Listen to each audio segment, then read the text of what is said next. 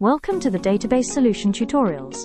In this video, I'm going to show you how to update the system logo in TDB. Let's get started. Make sure you're using an administrator account, as this section is only accessible to administrators. Click your name in the top right corner and select My Account from the drop-down selection.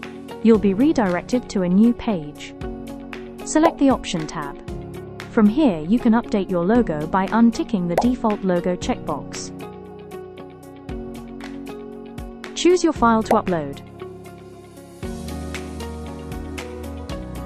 Wait for the logo to load and click the Save button to apply. And there you go!